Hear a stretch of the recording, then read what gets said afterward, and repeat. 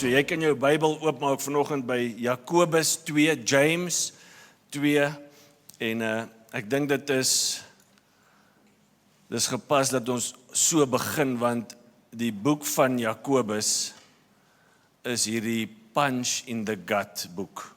Hierdie ek het jou wind uitgeslaan. Van julle het geen raamwerk van dit nie.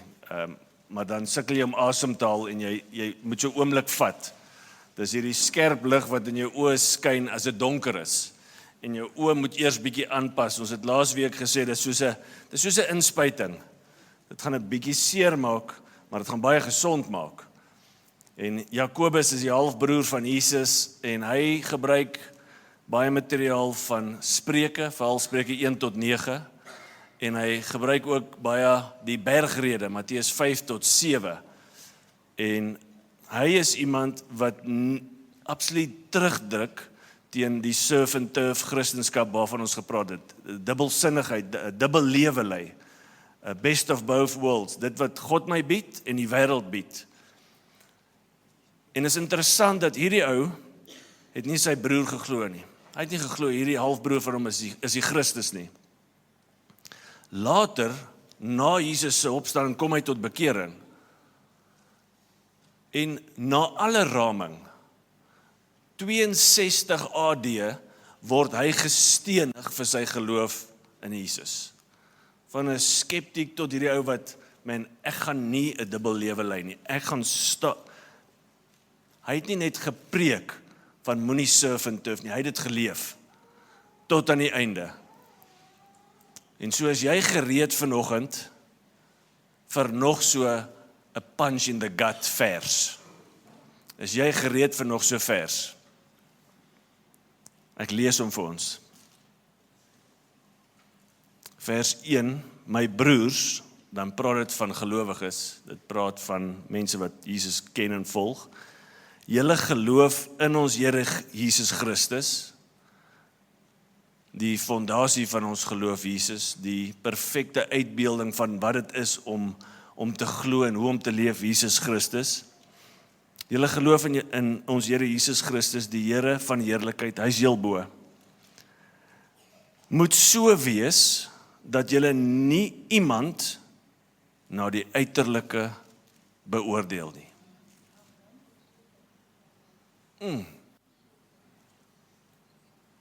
Nie iemand nie. Die konteks is 'n samekoms van gelowiges. Dit word aan Christene geskryf. En wat hy eintlik sê is, ons moet mekaar nie klassifiseer nie. Ek is hier, jy is daar, en so bewerk ons hom. Ons moenie mekaar klassifiseer nie, en reg aan die einde sê eintlik wat ons moet doen is, simpatiseer. Nie net die gevoel nie, maar die daad. Maar die issue is, hoe kom ons weg van klassifisering na simpatisering? Want soos iemand eendag gesê het, hierdie ding van klassifisering is nie net deel van ons menslike sondigheid nie. Ek sien na meeste kinders soos uit, maar dit is ingeteel in van ons. Hoe kom ons verby hierdie ding? Want die skrif, Jakobus beeld iets uit van 'n groep mense, wat se geloof van so aard is, dat hulle nie iemand in die samekoms klassifiseer nie. Imagine so 'n samekoms. Imagine so 'n gemeenskap. Dit is hoe die hemel gaan lyk. Diversiteit, maar eenheid. So die tema is van klassifiseer tot simpatiseer. En die vraag is, hoe doen ons dit? Hoekom doen ons dit? Hoekom behoort ons dit te doen? Want klassifisering is maklik. Simpatisering vereis die Heilige Gees. So kom ek bid vir ons, dat die Here ons oë oopmaak vir die res van hierdie woord. Here, Vader, dankie vir u ontferming oor ons. Jesus, dankie dat u onder ons kom woon en onder ons kom stap het. Heilige Gees, werk vanoggend asseblief in ons en maak ons meer soos Jesus. Amen. Ek het jou voorberei en gevra as jy gereed vir another punch in the gut vers van Jakobus, wat handel oor 12 speeches in Jakobus. En is die wysheid volgens Jakobus basis. It's a punch in the gut en hier is die tweede ene. Ons moet niemand volgens die uiterlike beoordeel nie. Die woord is regtig intrusive. Die woord is skerp. Die evangelie is skerp. Hy druk sy neus in ons sake in. In daai donker hoeke waar ons dit nie wil laat bekend maak nie. En jy het dit dalk gevoel. Daai hoeke waar rondom ons dans baie keer of vir my die kas net toesluit.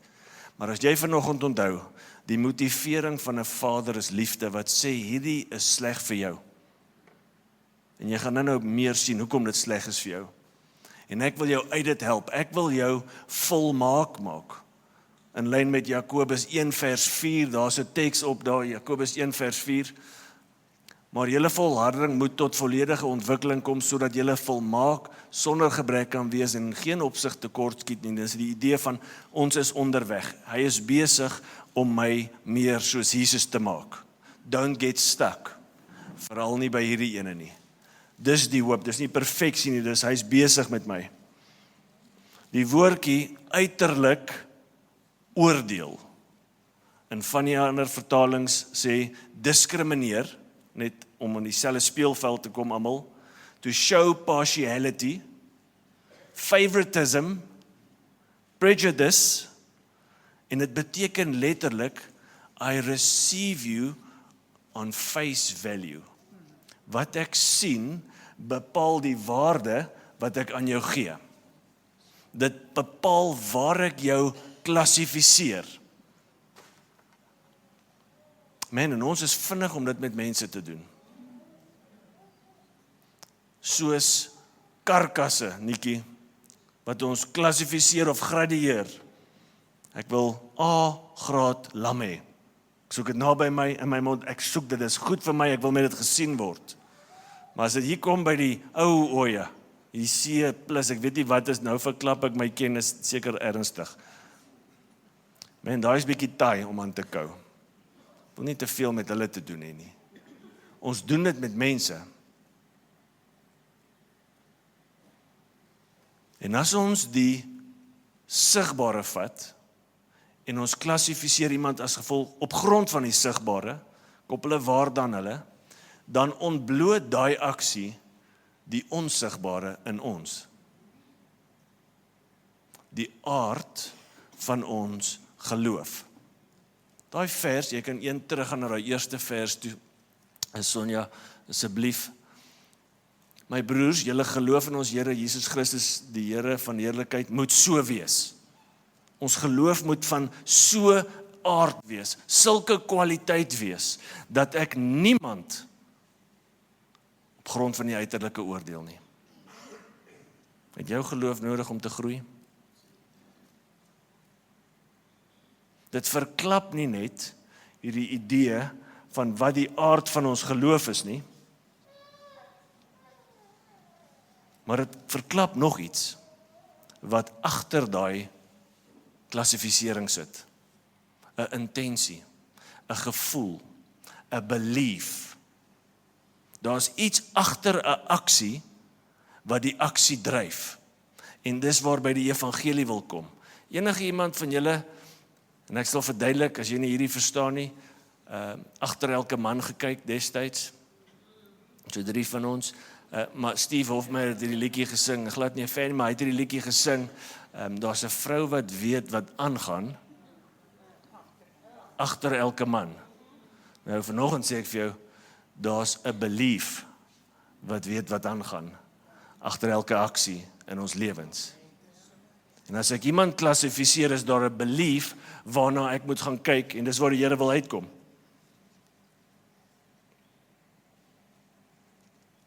Vers 2 sê, en hy maak 'n voorbeeld, as daar 'n man met goue ringe en pragtige klere by julle samekoms aankom. Sien jy die konteks, 'n samekoms, dis status, ek is ryk, ek het sosiale status.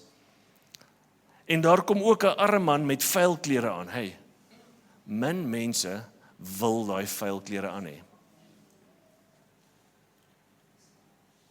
En julle kyk, sien jy wat ons doen, ons kyk. En julle kyk na die een met die pragtige klere en sê, okay, hier's 'n daad, hier gebeur nou iets. Sit u hier op 'n goeie plek.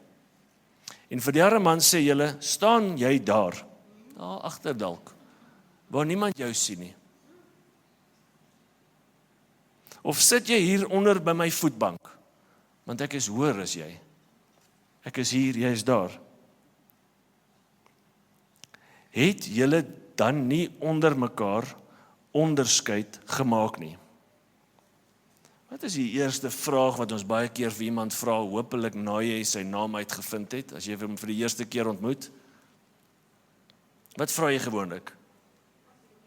Wat doen jy? Wat doen ons? Hoekom vra ons dit?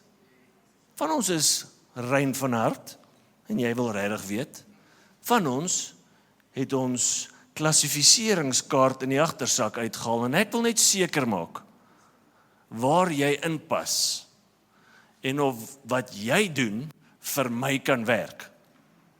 Ek wil seker maak daar's nie 'n koneksie wat ek mis, sodat jy my op 'n manier kan dien. En as jy hoog is, man, ek gaan jou naby my hou. Dis die tipe ouens wat by my moet kom eet en saam my kuier. Ek wil saam hulle gesien word, maar as jy, dan probeer ek uit hierdie gesprek kom, want ek gaan niks hier kry nie.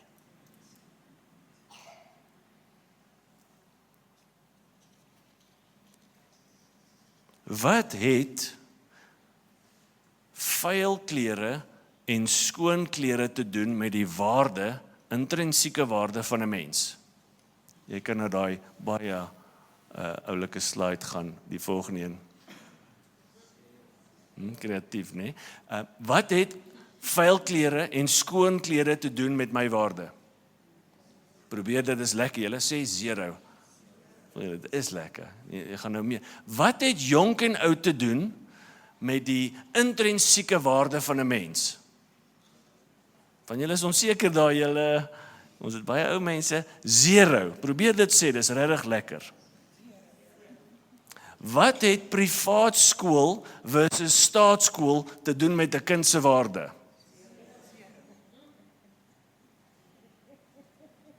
Wat het Afrikaans versus Engels te doen met 'n mens se waarde? Van julle het nou langer gedink.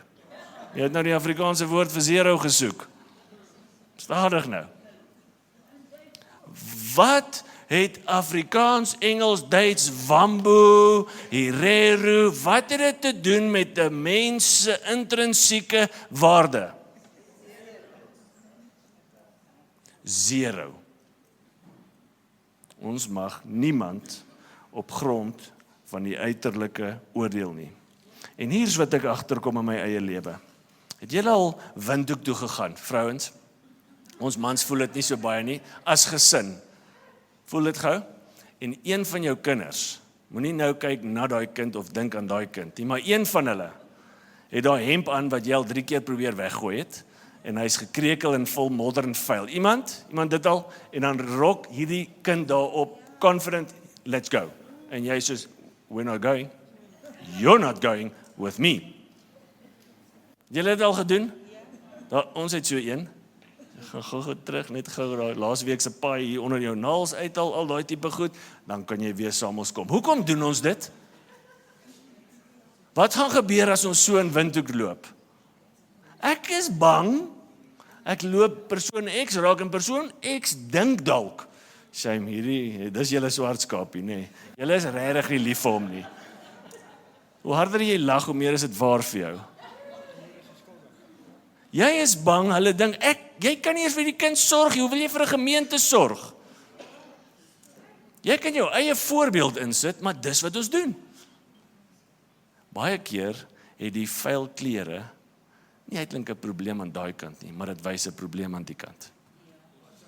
Wat sal die mense sê? Wat sal die mense sê as ek na daai kerk toe gaan waar wit en swart mense langs mekaar sit? Wow, skus dat ek op jou toon trap. As ek as 'n swart man of bruin man hier kom, sal my mense nie sê ek het die kultuur in die steek gelaat. Ek is 'n truiter. Dis 'n wit man se godsdiens in 'n geval. Die wit mens, wat sal ons sê? Jou vriende spot jou, jy's mos by daai kerk. Ons moet niemand volgens die uiterlike oordeel. Daai is al simptome van iets wat hier binne aangaan.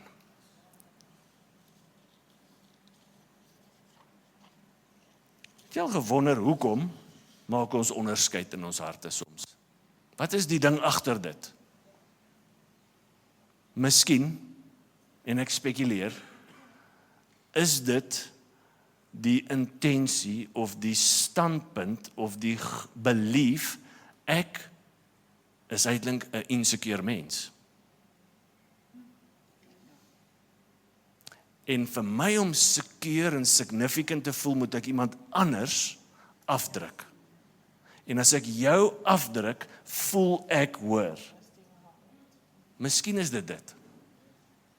Miskien is dit bloot, ek dink ek is meer waardevol as jy. 'n Standpunt van hoogmoedigheid. Miskien is dit 'n leuen wat jy glo, miskien is dit ingeteel in jou, miskien is jy dit geleer.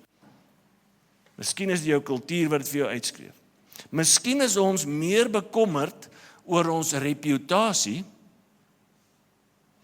as ons karakters, as ons aard van ons geloof.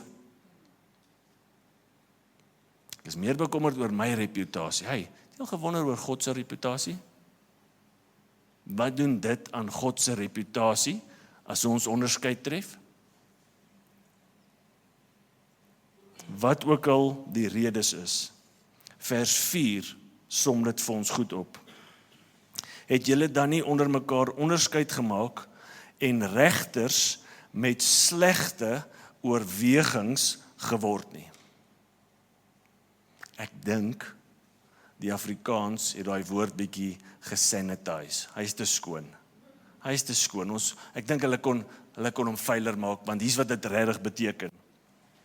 En net deur ek hierdie woord vir jou gaan sê, gaan jy hoor. Poneiros. Daar's 'n ander woord wat nie ver van dit af is nie. Pornografie. Poneiros. Dit beteken evil, wicked, bad, malicious. The adjective portrays what is morally corrupt, injurious, and actively hostile towards God's design.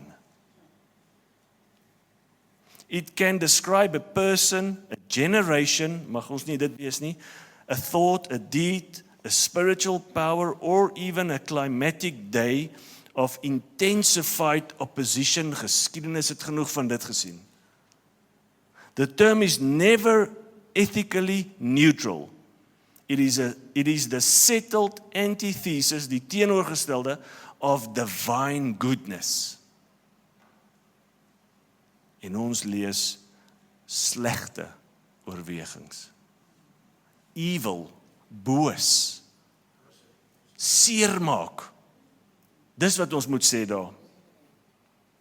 En die woordjie oorwegings, dit praat van self-reasoning. Dit praat van ek het tot 'n konklusie gekom deur self te redeneer oor hierdie ding. En as dit selfredenering is en die woordredenasie, is dit self-deception. En as ek uiting aan dit gee, dan help ek ander mense wat daarmee sukkel. En ek sê, okay, hou julle net aan. Dit kan versprei. Maar sien wat die teks sê, ons het mense geword, regters geword. Ons word iets wat ons nie bedoel is om te wees nie. Dit praat nie van ons trek, ons word iets of iemand wat God gesê het, nee, dis nie wie jy is nie.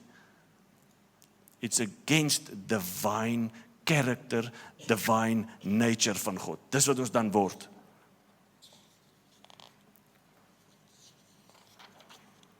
Vers 5, luister my geliefde broers.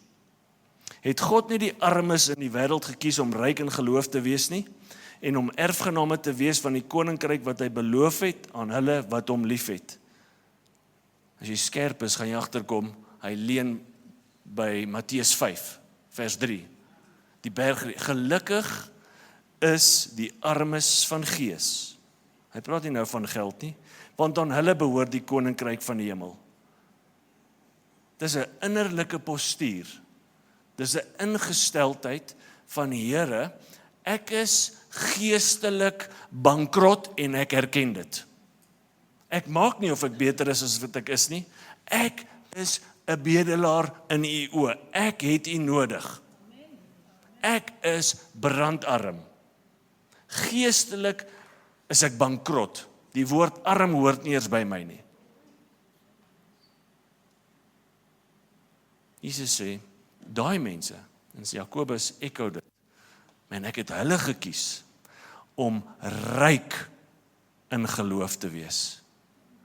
Sê gou vir die persoon langs jou, die Here wil jou ryk maak.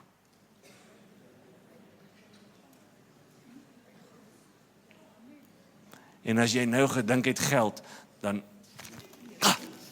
help net daai persoon. Hy wil jou ryk maak in geloof. Hy wil jou na 'n plek toe vat waar jy niemand oordeel hoe hulle lyk nie. Hy wil jou groei daartoe. Man, ek is in die dis 'n omgekeerde koninkryk. Dis anders as die wêreld. En daarom sal jy teenstand kry. En as jy dit nie kry nie, is jy dalk deel van die wêreldse koninkryk denkwyse. Hierdie is 'n omgekeerde koninkryk. Die armes sal skatryk wees eendag. Man, as ek dit het, kan ek sê, maar dan is ek alright, ongeag van arm, ryk, velkleur, waar ek skool gaan, wie wat van, ek is ryk in geloof. Sekeur in Christus. Man, eendag, die krone, dis waantoe ek leef. Het praat van God's muchness. Ryk in geloof. God's muchness. Het jy dit? Hy wil ons groei in dit. Hy wil dit versprei vanuit hierdie plek, uit daai deur, in hierdie gebou, in hierdie land, in Afrika op.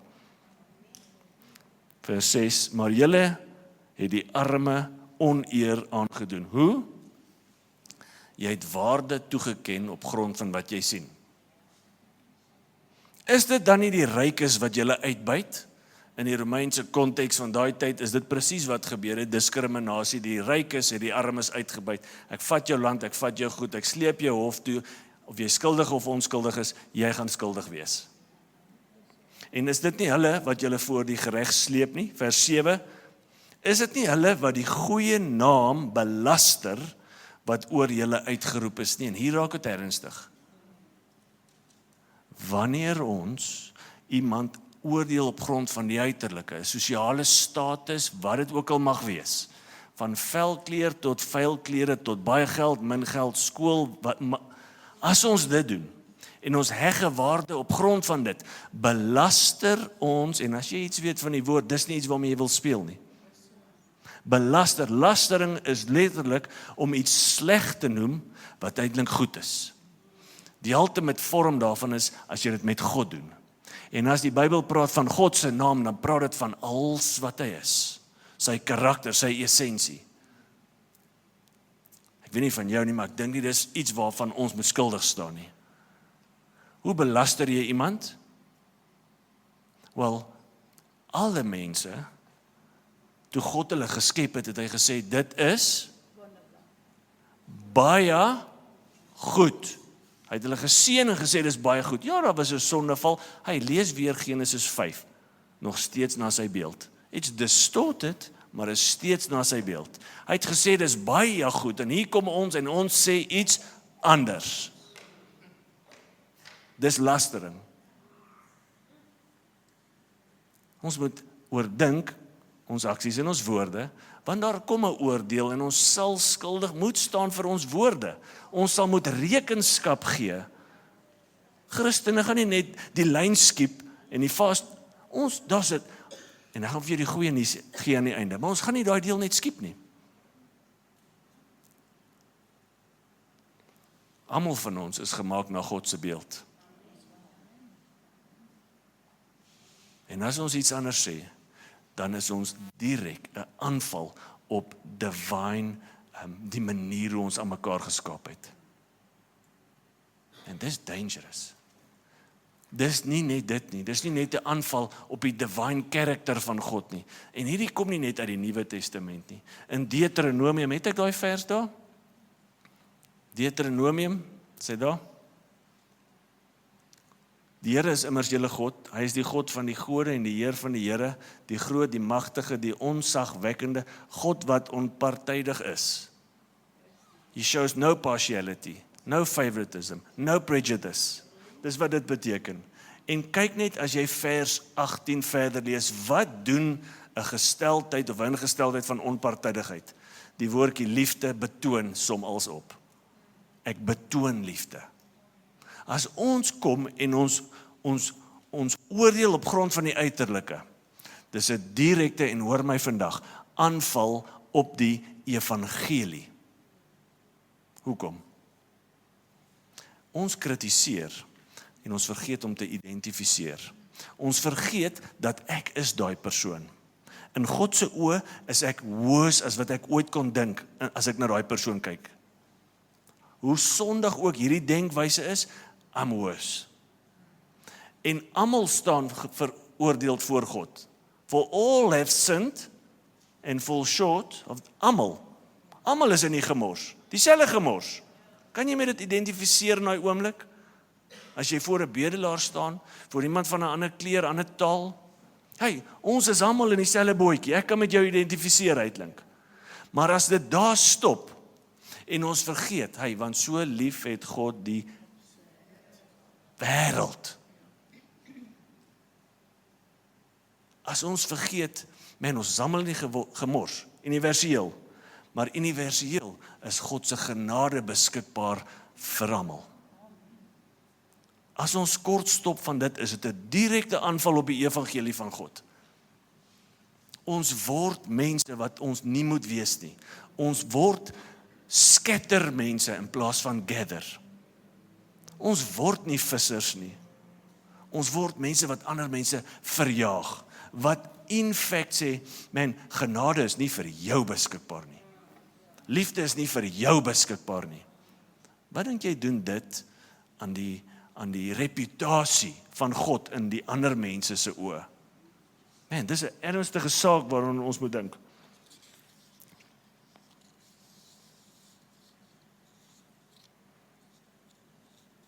In plaas van die klassifisering. Die vraag is, hoe kom ons van klassifisering tot simpatisering? Ek dink hier is hierdie middelstap. Identifisering.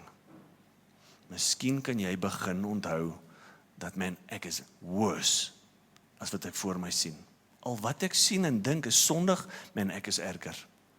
Ons stap in Manila eenaand, ek kan nie onthou of my vrou nog nie, ek kan nie onthou of jy by was nie, miskat, en ons stap terug na 9, 10 iewers, en dit is 'n hoofstad, mense, dit lyk nie of daai plek slaap nie. En op pad na ons woonstelletjie toe, is daar 'n bedelaar vrou, en ons het min in Manila gesien, of die deel waarin ons was, ek dink hulle word weggejaag, ek dink so, want ons oral wagte, en 'n klein dogtertjie, ek sou skat so hoog, en tussen die mense kom met die dogtertjie, en obviously is sy getrein, hoe om op te tree, wanneer daar 'n foreigner verbyloop. En my belewenis was, sy gryp my vir 'n oomblik aan die been, en soos daai ding van help. En in my is ek weet jy's getrein, ek weet wat hier aangaan. Ek het redenasies met myself. Maar in daai oomblik doen ek niks. Ek vergeet, dit is wie ek is. Ek is daai dogtertjie, wat deur die skare moes hardloop, wat verwilderd was, ja, wat klomp verkeerde goed geleer het, maar desperately op soek was na iemand wat my kon help, sy naam is Jesus.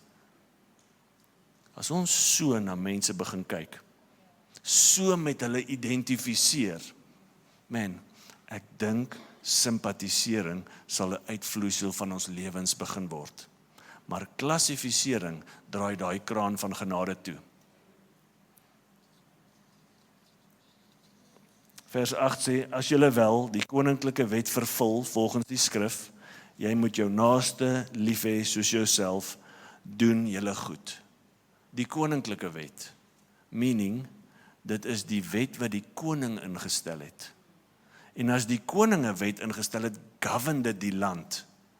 En as ons sy mense is, moet hierdie wet ons verhoudinge govern. Wie is jou naaste man? Want ons wil dit so graag klassifiseer.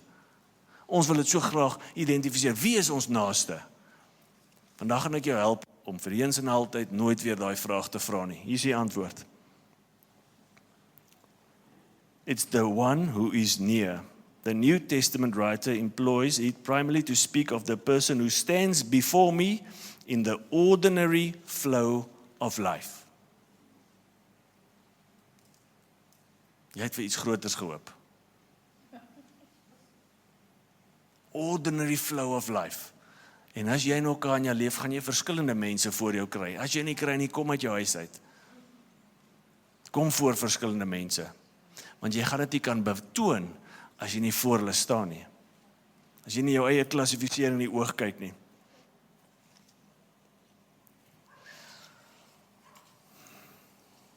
Ek gaan 'n paar versies skiep. Vers 12. Praat so en tree so op. Praat so en tree so op. Tiaan, moenie net 'n gevoel kry nie van ek simpatiseer nie, maar ware simpatie tree op. Imagine die skrif het gestop by, want so lief het God die wêreld gehaat, punt. Imagine dit. Maar nee, hy gaan aan. Sodat hy sy enige gebore seun gegee of gestuur het, hang af wat se vertaling jy lees.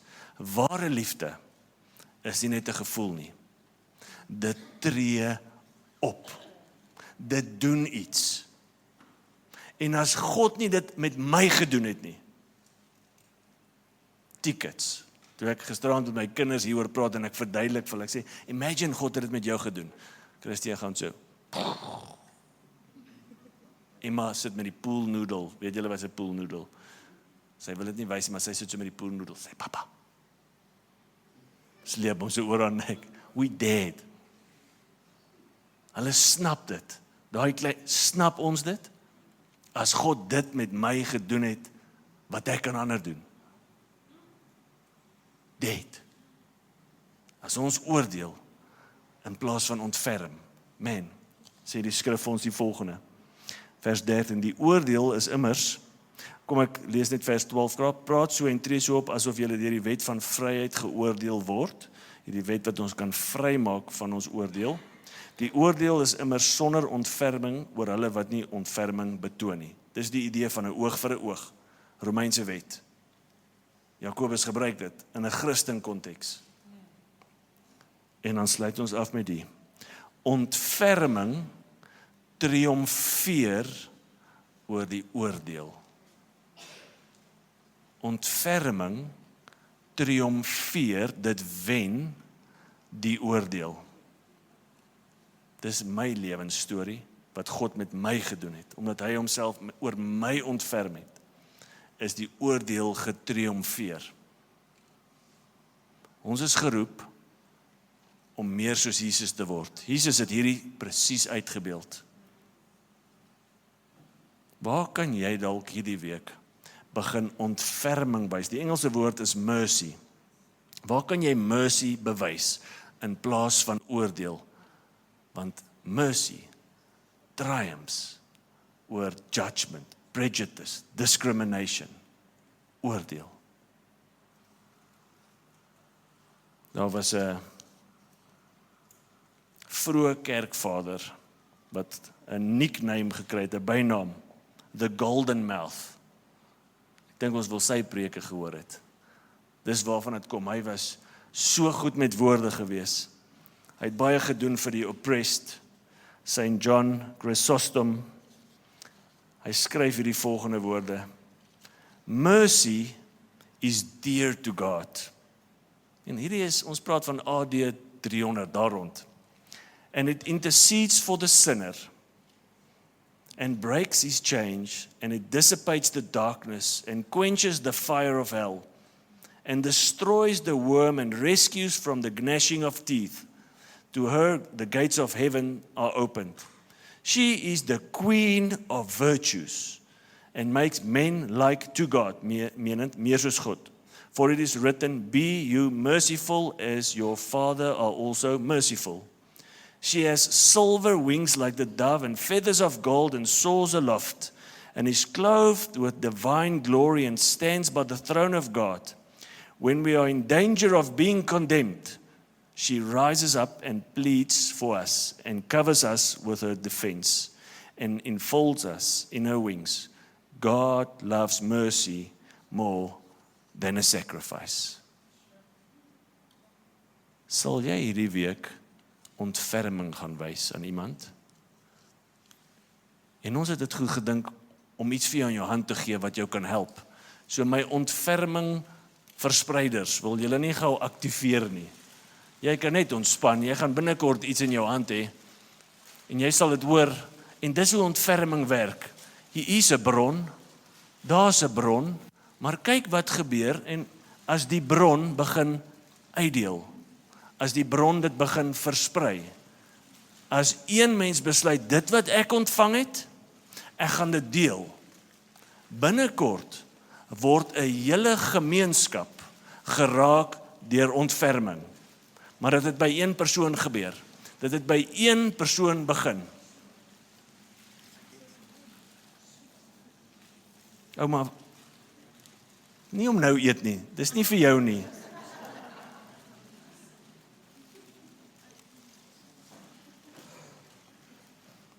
Dis wie ons geroep is om te wees.